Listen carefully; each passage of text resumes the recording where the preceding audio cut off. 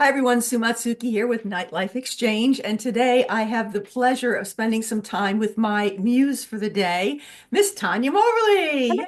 Hello. Hi. It's so happy to have you here. Thank you so much. I was just telling Tanya before we went to air that my interview with her is long overdue because she has been a pillar of this community and basically singer, songwriter, band leader, director, booking agent for Don't Tell Mamas. I mean, when do you sleep? How many hours a night do you Oh, sleep? I sleep a lot.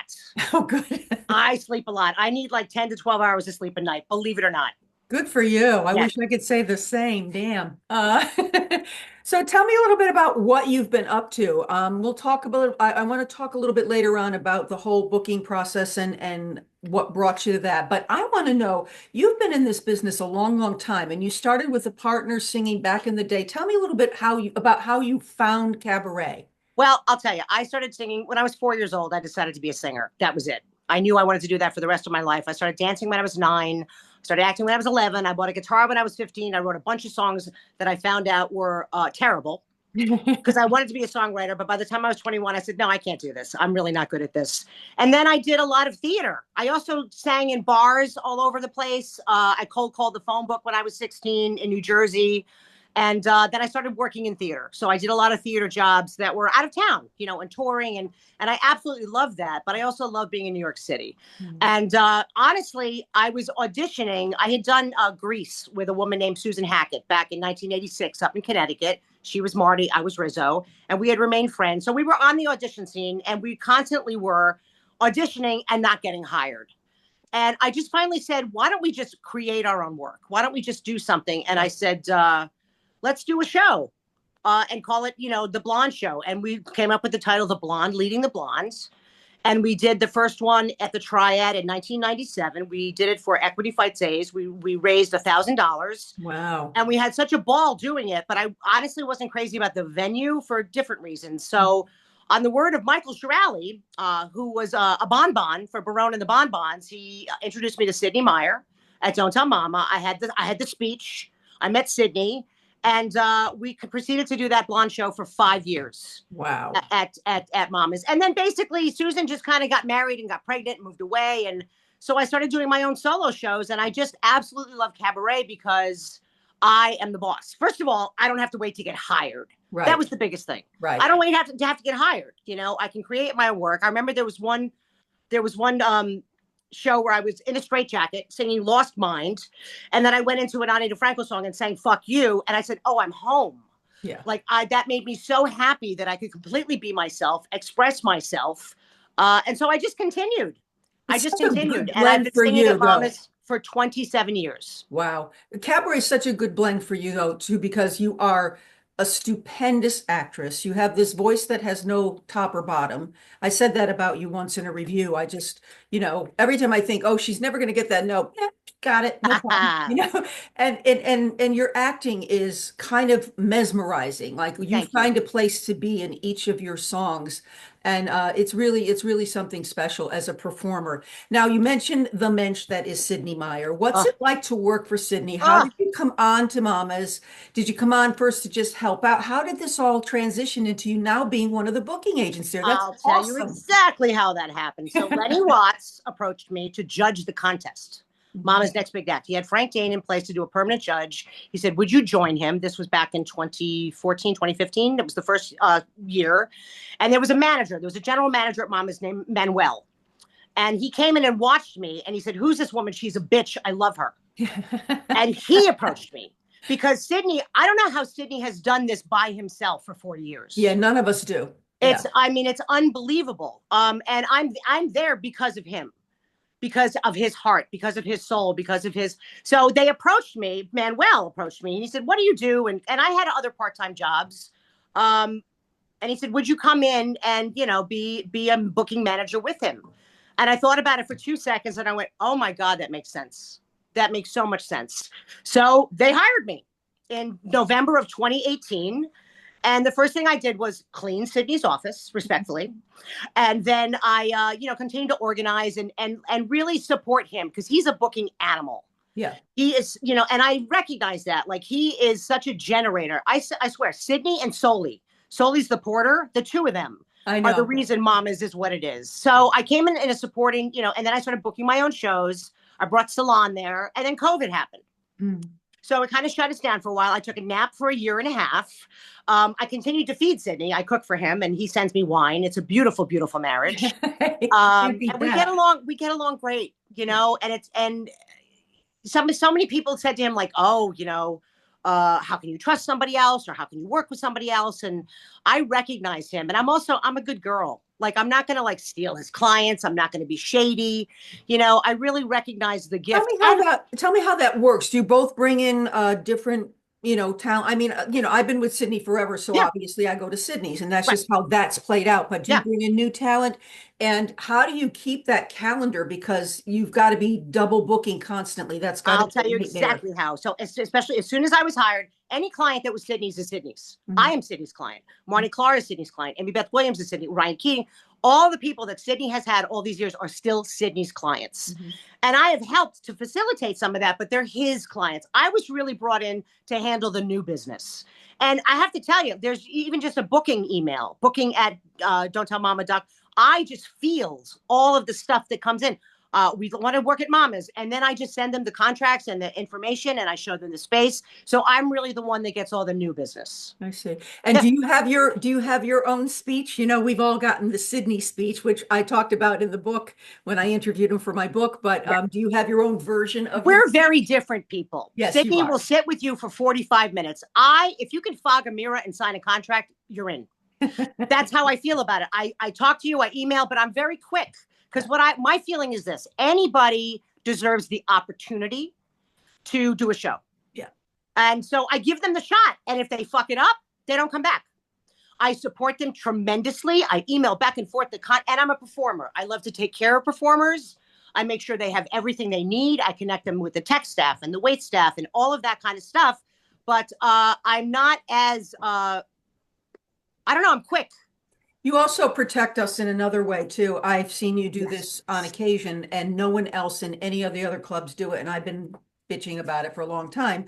If there's something disruptive happening in the room, you deal with Yeah, it. I'm on You it. go over, you bend down, you say, "This is a listening Right. room. Can you keep your voice down?" or whatever. And it's so appreciated because nobody else does that. And I'm the one that banned phones, by the way. I'm the one that you cannot come in with unless it's an open mic or a kid show. Mhm. You can't just pull out your phone. Like, can't you enjoy 60 minutes of your life Mhm. with a live performance? And also, like, don't steal people's material. And I often say, and I'm built like this, Sydney is the good cop and I am the bad cop. Mhm. I am built for confrontation in the best way because I'm a pussycat, but don't mess with me. Yeah. And don't mess with the club. And he's not built like that. So we really work beautifully together. That's a great thing. That's a great Yeah. simpatico. Yeah. Tell me now, you have another hat of all the hats that you wear, and you've picked up directorial jobs over the past, what, 5 or 6 years? How long have you been doing it? But No, it's more like 14, 15 years. has it been that long? Really? Yeah. Who was Yeah. who was one of your first clients? Marnie Clark. Marnie. I didn't Marnie realize Clark. you two went back that far. That's Yeah. amazing. And as a matter of fact, before even Cabaret, I worked for a company called True Colors, Hmm. and I was the East Coast office of this. It was a team building sort of organization where people have different color perspectives, and we would go into schools and organizations. So I was the director of that. I got to cast people, direct the shows, host the shows, and that was a real training ground for me to cut my teeth as a director. And then Lenny Watts, I sat him down. I said, "How did you start directing?" And he said, people like my work, and I was cheap or free for my first client. And then, it went from there. And that's it. Marnie was my first client. We now have 9 shows together. And Tell me I've who's just built. coming up. Who are you directing that's coming up in the next couple So months? right now I've got Ryan Keating. He's bringing back Timestamps, which he won a Mac Award for in June. I've got Woody Regan, who won a Mac Award last year for debut at the age of 80. I know, and Bill Zeffiro, not Bill Zeffiro, oh, Matthew Martin Ward Matthew Ward. also. Yeah. I Yeah. love the fact that these two men have been in I the know. And business his their show whole was lives. phenomenal. Yeah. And then I have Frank McDonough singing Frank Sinatra, who's coming back in June. And he had been nominated for a Mac Award for the Vegas show we did together. So So those are my speaking 3 of boys. Mac Awards, I'm looking at the list that Yeah, you're up for 3 this year? I am. I am the Susan Lucci of the director category. I have been nominated 8 times and never won. And that's okay. Yeah. That's okay. One of these days I'll hit it. You're in I am great up company for too. Yeah. yeah. I'm up for Major Female Artist. This is my 4th nomination for Major. And I'm up for Major Recording because of my CD, which thrills me. The I Love New York's CD, the double CD.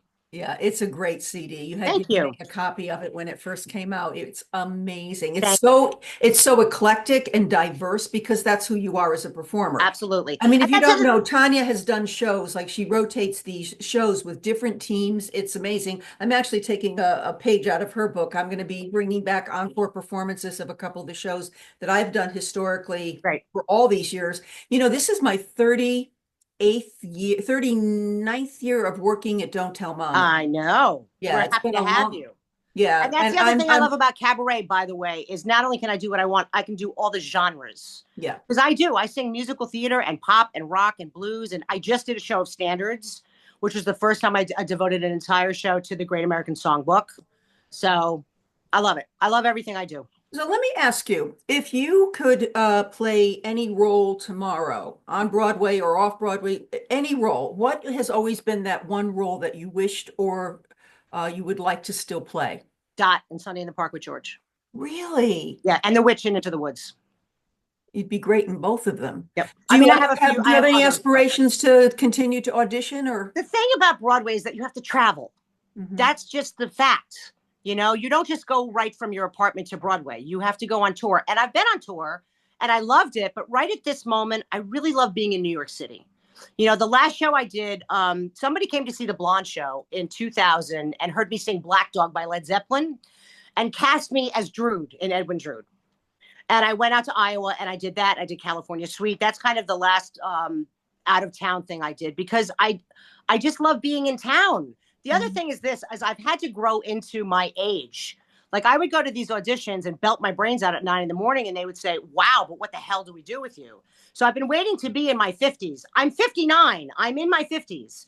I mean, if someone were to come and just say, you know, you're hired, because I am that second lead. You know, I am Petra. I am Rizzo. I am, you know, and I'm getting older. So I'll do the Joannes and what have yous. So yeah, it's funny, you know, as we age out. I mean, at one point, I don't look, you know, when I was younger, you know, I wasn't really ingenue type, but I was more of a character personality, but I didn't look like a character type. And now that I'm older, nobody and that's how I feel. And I have a lot of character types too. Like I would kill to play Ilona Ritter in She Loves Me. That's another role I love. Yeah. You know, yeah, absolutely. So you one time did, I forgot the name of the song, Life Upon the Stage. Do you remember? Yeah, Life Upon the Wicked Stage. Yes. The Wicked Stage. And again, a song that I've heard 100 million times, never heard it the way you did it, with this take of abuse, but then this kind of denial that the abuse is happening. And, you know, it was just the most remarkable moment I've seen on stage in a long, long time. Thank you. I'm really good at playing the lonely, horny, you know, women that can never find love. And, you know, and I have a sense of humor about myself. And I love to not always be pretty. Like I'm always famous for doing Schroeder with Mark Janas. Yeah. You know, those aren't pretty songs. That's not a pretty note, but it's hilarious. Yeah. So I love comedy. But this song is not such a pretty song, but what you brought to it was the vulnerability laced with the fact that this girl's going through that, you know? Right. So people, if you don't know, how could you not know Tanya Moberly? But if you don't know, keep an eye out when she does a show. Please, please, please go see her. If you're looking for a director and you want someone to nurture you along the way and bring you into this business, she now has all this business savvy aside from the directorial savvy. So I'm so glad I finally got a chance to sit down and just kind of chat with you and to praise everything that you do and everything that you bring to the table, Tanya. We're very, very grateful to have you. Thank you, Sue. I appreciate all of that. So everyone, until next time, Nightlife Exchange, we'll see you next time. Thank you so much for being my muse for the day. Tanya Moberly, everyone. Okay, bye. Thank you. Take care, everyone.